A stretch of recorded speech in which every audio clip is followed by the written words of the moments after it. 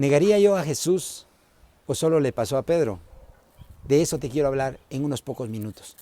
Bendiciendo la vida de cada uno de los que escuchen este mensaje, especialmente a cada uno de los hermanos de la iglesia allá en San Marcos, del Ministerio Cristiano Internacional de Adoradores en Espíritu y en Verdad, la Casa de Jehová, con sede central en San Marcos, a la gran familia del Colegio Evangélico Mixto, la Casa de Jehová, y a cada uno de los que en cualquier parte del mundo pues nos han apoyado, nos han visitado, han venido a compartir un privilegio, una prédica, una palabra a esta iglesia, y que nos han abierto las puertas también para que nosotros recíprocamente lleguemos a compartir del amor de Jesús en sus iglesias, en Estados Unidos, en Panamá, en Centroamérica, en México, y a donde el Señor nos ha llevado y a donde nos va a llevar a partir de este momento, que viene un avivamiento grande para la iglesia. Pues hoy centrémonos en meditar si alguna vez nosotros negamos el nombre poderoso de nuestro Señor Jesús. Y yo quiero que vayas conmigo a la palabra. Mateo capítulo 10 y verso 33 dice: y a cualquiera que me niegue delante de los hombres, yo también le negaré delante de mi Padre que está en los cielos. Esa es una palabra que de alguna manera nos debería de preocupar. Sin embargo, cuando vemos lo que pasó con Pedro, en el Evangelio de Mateo capítulo 26 y verso 34, Jesús le dijo: de cierto te digo que esta noche, antes que el gallo cante, me negarás 3 veces. Aquí nosotros podemos ver cómo, si Pedro lo iba a negar y el Señor lo sabía, cómo es que después le da a Pedro una gran autoridad, le da un gran privilegio, un acceso al trono de la gracia. Mateo 26:70 dice: mas él negó delante de todos diciendo: no sé lo que dices. Está hablando de Pedro, que lo negó delante de todos. O sea, Pedro le está dando cumplimiento a la palabra que dice en Mateo 10:33, que cualquiera que lo negare delante de los hombres. Tú puedes ver que Pedro lo negó en Mateo 26:70, dice: mas él negó delante de todos diciendo: no sé lo que dicen. Mateo capítulo 16 y verso 19 dice: y a ti te daré las llaves del reino de los cielos, y todo lo que ates tú en la tierra será atado en el cielo, y todo lo que desates en la tierra será desatado en el cielo. ¿Estamos hablando del mismo Pedro? Yo sé que sí. Estamos hablando del mismo discípulo que el Señor escogió para fundamentar ahí una palabra poderosa, porque le dice: en ti edificaré mi iglesia, tú eres la roca. Es el mismo Pedro. Pero ¿por qué cambia con Pedro? ¿Por qué no lo negó delante de su Padre que está en los cielos? O sea, delante de Jehová nuestro Dios, el que envió a nuestro Señor Jesucristo a salvarnos. Porque Pedro tenía sinceridad en su corazón y lo demuestra muchísimo.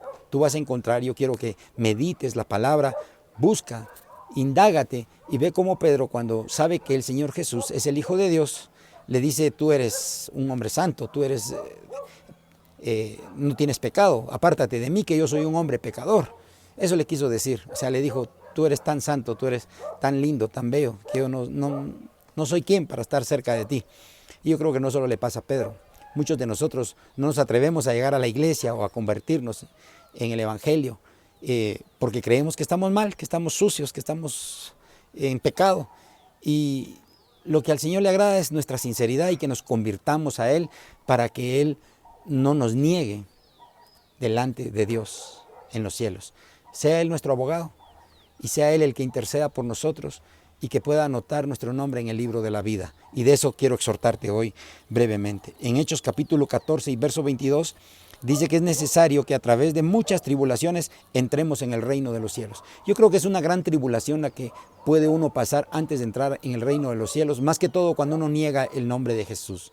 Cuando con nuestras acciones, con nuestros errores y nuestros actos nos olvidamos que ya conocemos de ese glorioso nombre de Jesucristo, que ya hemos tenido un contacto con Dios, que el Espíritu Santo nos ha guiado, nos ha salvado, nos tiene con vida el día de hoy, y cuando nosotros lo negamos. Qué gran tribulación ha de haber sentido Pedro cuando negó al Maestro, cuando él mismo le había dicho: aunque los otros te negaren, aunque los otros te fallen, yo iré contigo si es preciso hasta la muerte. Y ahí es donde el Señor le dice: de cierto te digo, Pedro, que esta noche, antes de que cante el gallo, tú me negarás 3 veces. Lo que sabe el Señor es de que nosotros en nuestra humanidad cometemos errores y pecados, y sabía que le íbamos a fallar, pero el Señor aún así te escoge a ti y a mí con un propósito. Hoy que tú estás viendo este mensaje, tienes la oportunidad de encontrar ese discernimiento en la palabra del Señor. Y si alguna vez con alguna acción, algún hecho, tú te sientes al igual que yo, que le he negado algunas veces, pues podamos hoy entender y accesar al trono de la gracia sabiendo que fuimos escogidos con un propósito, aún que nuestro Padre ya sabía que le íbamos a fallar. Números capítulo 23 y verso 19 dice que Dios no es hombre para que mienta, ni es hijo de hombre para que se arrepienta. Él dijo y no hará, Él lo habló y no lo ejecutará. Esta palabra es poderosa, porque Dios no cambia. Es el mismo Dios de ayer, de hoy y de siempre. Pero ¿cuándo cambia el Señor por amor a nosotros? Hay una excepción. Y está también en su palabra para entender el corazón de un padre amoroso que antes de ser un juez es un padre de amor, que es lento para la ira y grande en misericordia, que es grande en su fidelidad y que su misericordia es para siempre. Él cambia cuando nosotros cambiamos. Por nuestro mal camino nosotros vamos a la destrucción. Y así le dice al pueblo de Nínive, porque escoge a Jonás para que le vaya a decir que va a destruir al pueblo de Nínive, pero que se arrepientan. Y Jonás va a predicar al pueblo de Nínive y ese pueblo se arrepiente, se convierte otra vez al Señor. Dice que todos hicieron ayuno y oración. Fíjese que pusieron a hacer ayuno hasta los animales. Yo quiero que tú escuches en la palabra, que indagues en la palabra, que leas esa historia de Jonás. Se convirtió todo el pueblo. Todo el pueblo se puso en ayuno y oración, se vistieron de cilicio, se llenaron de ceniza. Yo no sé qué más eran las costumbres de esa época, pero lo que sí sé es que se convirtieron al Señor de corazón porque el Señor los perdonó. Entonces yo creo que lo que está pasando con esta enfermedad, con todo el confinamiento, con todo lo que se está perdiendo, con todo lo que el enemigo quiere usar para desanimarte a ti y a mí, yo creo que lo que tenemos que hacer es convertir nuestro corazón y corregir nuestro camino y volver hacia el Señor. Y no dejarnos confundir en la palabra, porque muchas veces quieren presentarnos al Señor como un Dios tirano, como un Dios castigador, como un juez represor que nos va a condenar.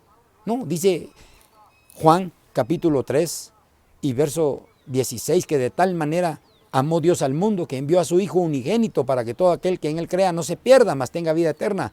Y dice que el siguiente verso dice, porque Dios no envió a su Hijo a condenar al mundo, sino que envió para que el mundo sea salvo por su Hijo, Jesucristo. O sea, tenemos que confiar en un Dios amoroso. Si dio a su Hijo por nosotros, que somos pecadores, por nosotros que le hemos fallado y que aún siendo escogidos, Él sabía que le íbamos a fallar, ¿cuánto más con su Hijo Jesucristo no nos dará todas las cosas? Y sobre todo, lo que hoy necesitamos es el perdón y necesitamos la salvación, necesitamos la sanidad que Él derramó en la cruz por cada uno de nosotros, porque en esa cruz dice que Él ahí llevó nuestros pecados, nuestras enfermedades y nuestros dolores. Isaías capítulo 53 y verso 5 dice que mas Él herido fue por nuestras rebeliones, molido por nuestros pecados, que el castigo de nuestra paz fue sobre Él y por su llaga nosotros fuimos curados. Eso quiero que hoy tú entiendas y reflexiones en esta palabra. Dios es un Padre de amor que se arrepiente cuando va a castigar, cuando va a hacer el mal, cuando tú te arrepientes y te conviertes a Cristo. Y Él nos da la oportunidad y nos los ha confirmado. Jonás capítulo 3 y verso 10 dice, y vio Dios lo que hicieron, que se convirtieron de su mal camino y se arrepintió del mal que había dicho que les haría y no lo hizo. Con fundamento en la palabra de Dios te puedo dar hoy una palabra de parte del corazón de ese Padre amoroso para decirte que aunque nuestro camino nos lleve a una paga, a una consecuencia, porque la paga del pecado es la muerte, tenemos que conocer a un Dios de amor, a un Dios de perdón, a un Dios de misericordia. Y de Él te quiero hablar hoy, del poderoso nombre de Jesús de Nazaret, que te escoge a ti y a mí, aún sabiendo que un día le íbamos a fallar. Mira lo que dice Deuteronomios capítulo 23 y verso 5, y con eso quiero terminar.